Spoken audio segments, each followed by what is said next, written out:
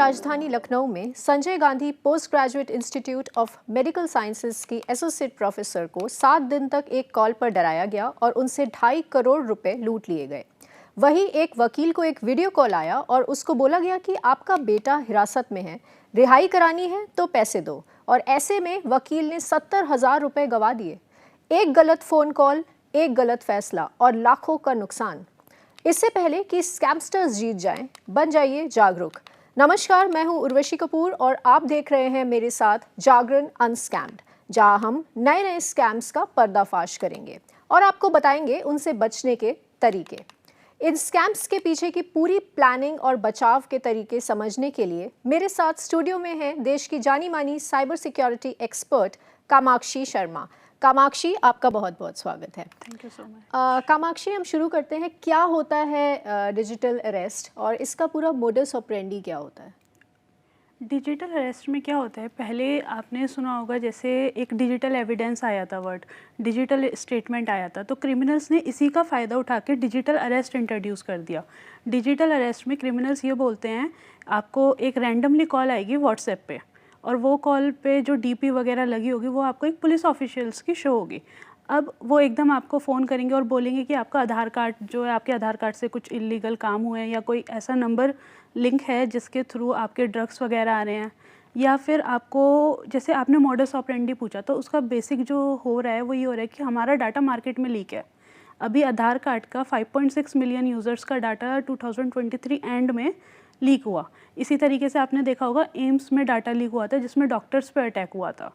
तो ये लोग क्या हुआ, वहाँ से डाटा ये लोग डार्क वेब पे जाता है और डार्क वेब पे जाके ये लोग वहाँ से डाटा ख़रीद लेते हैं, और डाटा ख़रीदने के बाद उन पे जब डाटा लीक होता है तो उसमें आपकी सारी स्टेटमेंट्स होती हैं, लाइक आपका फ़ोन नंबर है, आपका एड्रेस है, आपका आधार नंबर है, इसी तरह डॉक्टर से रिलेटेड जो भी आपका डिटेल्स होगा, लाइक मेडिकल लाइसेंस नंबर, आप कहाँ पे पोस्टेड हैं उस टाइम, और आपका जो भी डिटेल्स है, आप कौन कौन से ड्रग्स के लिए आप प्रिस्क्राइब्ड हैं, ये सारी चीज़ें आप वहाँ पे लीक हो जाती हैं। तो ये लोग वहाँ से डाटा खरीदेंगे। उसके बाद जब किसी पे आपकी पूरी जानकारी है तो वो आपको इजीली मैनिपुलेट कर सकता है। लाइक अभी हम बैठे हैं, अगर मैं आपको डायरेक्टली बोल दूँ कि आपका ये एड्रेस है, आपने लास्ट कॉल यहाँ करी, आपका आधार कार्ड नंबर ये है, आपका आधार कार्ड यहाँ पे यूज़ हुआ है, आपने लास्ट शॉपिंग ये करी है, तो आप डर जाओगे। सो जो डिजिटल अरेस्ट है उसका मॉडस ऑपरेंडी है कि उन पर हमारी सारी इन्फॉर्मेशन है। उसके बाद वो एक स्टोरी बनाते हैं, जिस स्टोरी में जैसे कोई डॉक्टर है, अगर उसने किसी को कोई ड्रग्स प्रिस्क्राइब करा हुआ है या फिर बाहर से कोई अदर कंट्री से ड्रग्स ला रहा है और जिस चैनल के थ्रू ला रहा है, ये चैनल अगर उसको पता है, क्रिमिनल को, हैकर को, तो वो आपके माइंड को इजीली हैक कर लेगा कि आपने उस चैनल से ये 2 ड्रग्स तो आपके जेन्युइन बताएगा कि आपने ये 2 प्रिस्क्राइब करें, तीसरा वो इलीगल ऐड कर देगा, जिस वजह से हम लोग क्या होता है, मैनिपुलेट हो जाते हैं। और फिर वो आपको बोलते हैं, कॉल करेगा, कॉल करके बोलेगा कि मैं पुलिस ऑफिशियल बोल रहा हूँ, अगर आपको अपना लाइफ सिक्योर करनी है तो फिर आपको कॉपरेट करना पड़ेगा, अदरवाइज़ हम आपको वहाँ आके फिज़िकली अरेस्ट करेंगे, जिससे आपकी रेपुटेशन, आपकी फैमिली सब रिस्क पे आ जाएंगे। तो फिर वो कहते हैं कि ठीक है, हम आपके साथ कॉपरेट करने को रेडी हैं। तो फिर वो आपको एक स्काइप का लिंक देंगे, ईमेल आईडी वगैरह सब देंगे कि आप इसके थ्रू लॉगिन करो और ये सारी चीज़ें करो, और आपको बोलेंगे कि आप डिजिटल अरेस्ट हो जाओ, आपके रूम में कोई भी नहीं आएगा, आप जो भी कर रहे हो, इवन खाना पीना जो भी है वो सब आपको अपनी सर्विलेंस के अंडर ही करवाएंगे थ्रू ऑनलाइन वीडियो कॉल।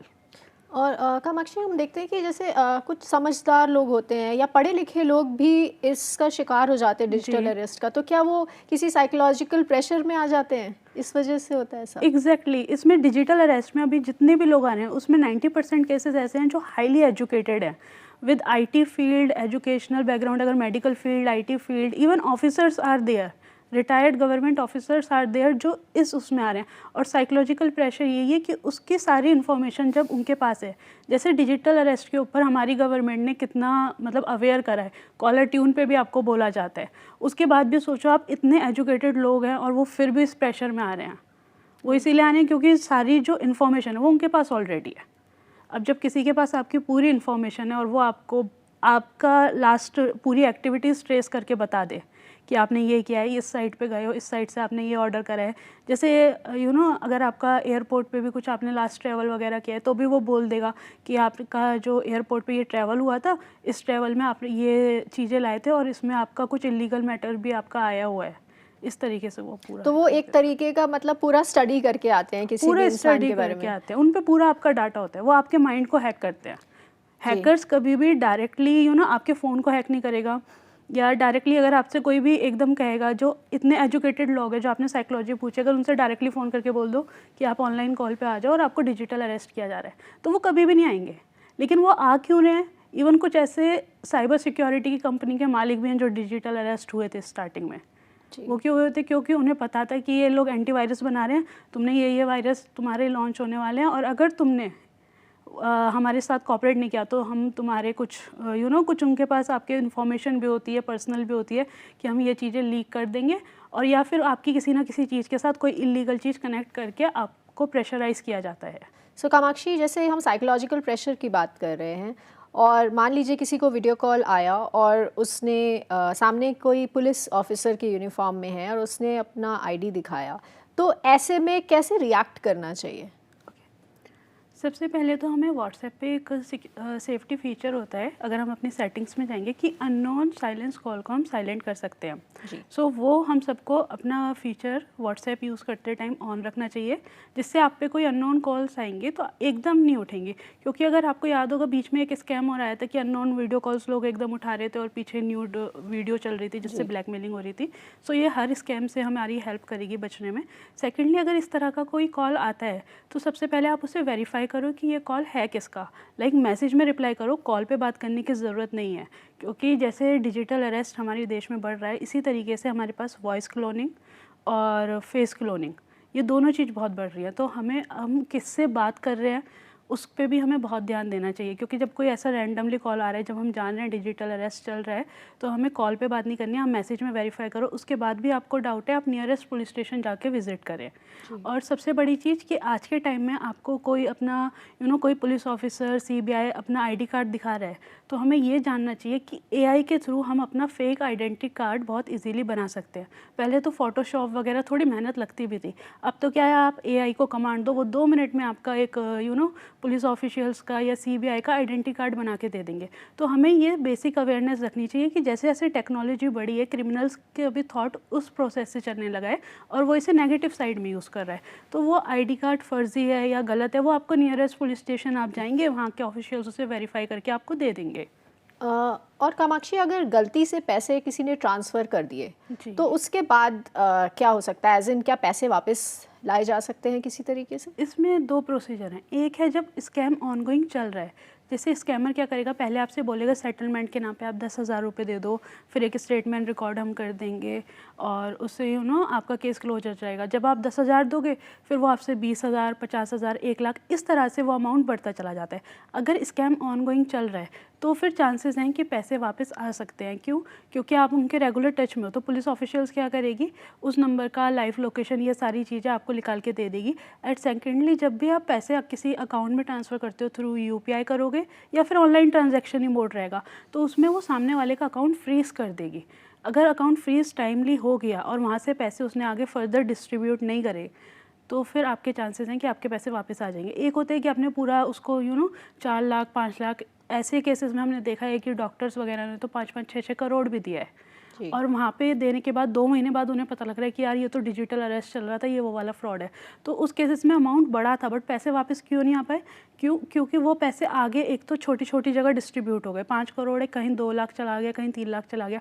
उसके बाद उनको बिटकॉइन के थ्रू, डिजिटल ये जो हमारी क्रिप्टो करेंसी है, उनके थ्रू घुमा के वो हवाला का पैसा जिसे कहते हैं, उसमें इन लोगों ने कन्वर्ट कर दिया। तो वहाँ से कुछ केसेस में आने मुश्किल हो गए। जी, तो ये इशू है। और ऐसे केसेस में अगर मान लीजिए जिनके साथ स्कैम हुआ है और वो कंप्लेन फाइल करना चाहते हैं, तो कंप्लेन फाइल करते टाइम उनको क्या क्या डॉक्यूमेंट्स अपने साथ लेके जाने चाहिए? उन्हें जिस नंबर से पहले कॉल आई थी, क्योंकि इस प्रोसेस में क्या होता है ना कि सामने वाला एक तो आपको पहले नंबर से कॉल करेगा, उसके बाद बोलेगा कि आप मेरे सीनियर से बात करिए, फिर आप मेरी टीममेट से बात करिए। अगर ये आपको जो डिजिटल अरेस्ट का केस है, अगर वो बोल रहे हैं कि आपने कुछ ड्रग्स वगैरह मंगाए हैं, तो वो आपको एयरपोर्ट अथॉरिटी, इन सब के नंबर्स देगा। तो हमें क्या करना है, हमें जितने भी नंबर से कॉल आया इस चीज़ से रिलेटेड, वो सारी चीज़ें, आपका जो उन्होंने जूम आईडी या आपका जो भी लिंक वगैरह भेजा होगा ऑनलाइन कॉलिंग के लिए, वो आईडी, पासवर्ड, ये सारी डिटेल्स हमें उन्हें शेयर करनी चाहिए पुलिस ऑफिशियल्स को। और जिस नंबर पे आपने यूपीआई यूपीआई किया है या अकाउंट ट्रांसफ़र करें, वो चीज़ें हमें पुलिस ऑफिशियल्स को हैंड टू हैंड दे देनी चाहिए। और कामाक्षी, अभी आप बता रहे थे कि पार्शियली अगर किसी ने पेमेंट दी है तो क्या उसके बाद भी स्कैम को रोका जा सकता है? हाँ, उसके बाद रोका जा सकता है अगर वो अवेयर है कि उसको लगा, स्टार्टिंग में होता है कि चलो किसी प्रेशर में आके हमने दे दिया, बट फिर उसे लग रहा है ये फेक है, तो वो जितनी जल्दी अपने नियरेस्ट थाने में जाके कनेक्ट करेगा, वहीं से पुलिस ऑफिशियल्स एकदम से उस पैसे को रोक लगा सकते हैं, तो रोक सकते हैं उसे। कामाक्षी, आप अभी बात कर रहे थे क्लोनिंग की या एआई की, तो ऐसे ये जो स्कैमस्टर्स हैं क्या नए नए तरीके यूज़ कर रहे हैं लोगों को स्कैम करने के लिए? ये जो एप्लीकेशंस है ना, ये डार्क वेब पे भी अवेलेबल हैं, और आज की डेट में अगर हम गूगल पे भी जाके सर्च करेंगे तो deepfake आया है।